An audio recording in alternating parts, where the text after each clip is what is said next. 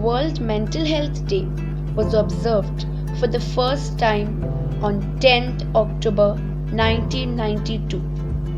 It was started as an annual activity of the World Federation for Mental Health by Deputy Secretary General Richard Hunter. The day is officially commemorated every year on October 10th. At the beginning, the day had no specific theme. Its aims were general ones of promoting mental health advocacy and educating the public on relevant issues. In the first 3 years, one of the central activities to mark the day was a 2-hour telecast broadcast globally through the US Information Agency satellite system from studios in Tallahassee, Florida. WFMH board members participated from the studio with live telephone participation from Australia, Chile, England, and Zambia, and pre-taped segments from Geneva, Atlanta, and Mexico City. In the first such telecast, we realized that we were indeed reaching far afield because there was an unanticipated and unscheduled telephone call in from Swaziland, where a group of WFMH members had gathered to view to the program. And that year, the very first of many feedback reports came from Peru. The first theme. In 1994, at the suggestion of then Secretary General Eugene Brody, a theme for the day was used for the first time.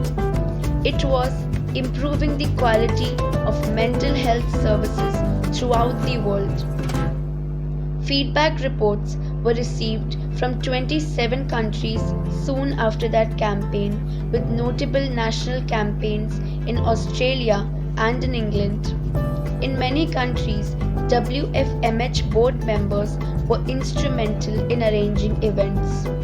Within 3 years, the day had become a valuable occasion for interested government departments, organizations, and committed individuals to arrange programs to focus on aspects of mental health care.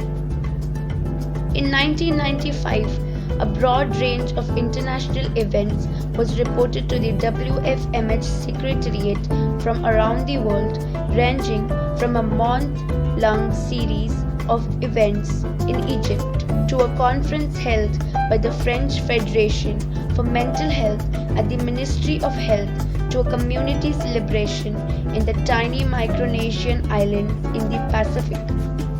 In the United Kingdom, there was a large national program.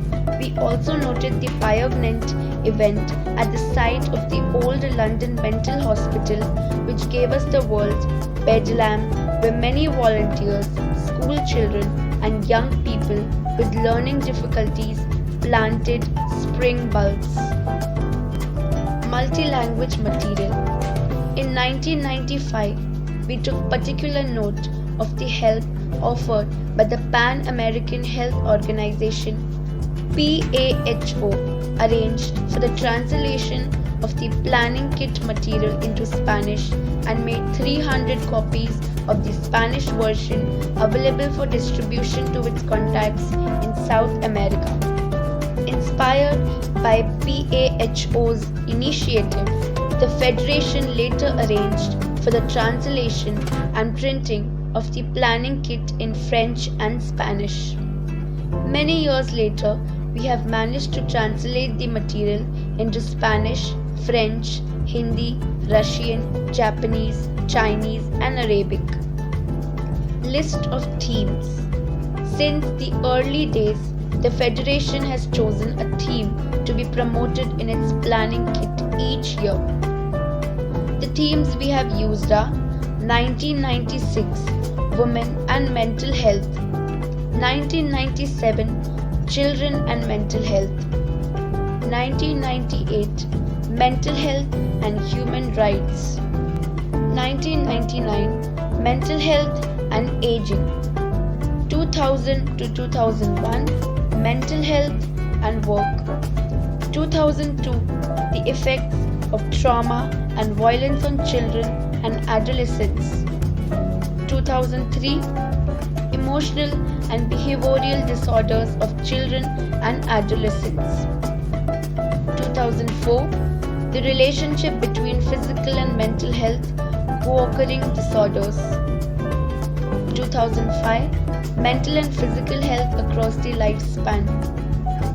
2006, building awareness, reducing risk, mental illness and suicide.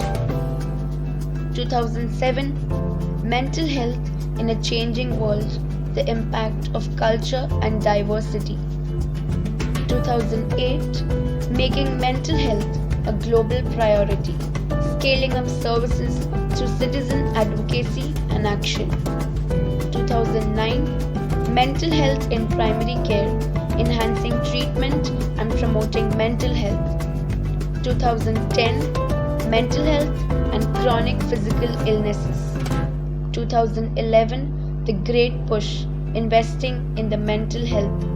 2012, depression, a global crisis.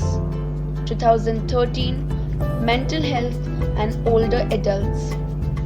2014, living with schizophrenia. 2015, dignity in mental health. 2016, psychological and mental health first aid. 2017, mental health in the workplace. 2018, young people and mental health in a changing world. 2019, mental health promotion and suicide prevention. World Mental Health Day is not a one-day event.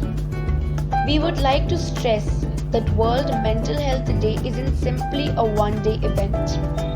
The preparations go on for months beforehand, and this is truly a long-term educational effort. In some countries, the program stretches over several days or a week, or even in some cases the whole month. And in some places, preparations for the following year start almost as soon as the current year event is over. Reports come to us from around the world at varying rates throughout the entire year following the 10th October events. This project has evolved over the years to practically run on its own. People all over the world are holding events, making announcements, and celebrating World Mental Health Day. They see the importance of public awareness, and we know that our success over the last 26 years has mainly been because of the dedication and hard work of World Mental Health Day constituents. The WFMH created this program 26 years ago to help promote mental health and create awareness about the issues associated with mental illness. We opened the door, and thousands of people from all over the world have run through and out into the streets to forever declare October 10th as World Mental Health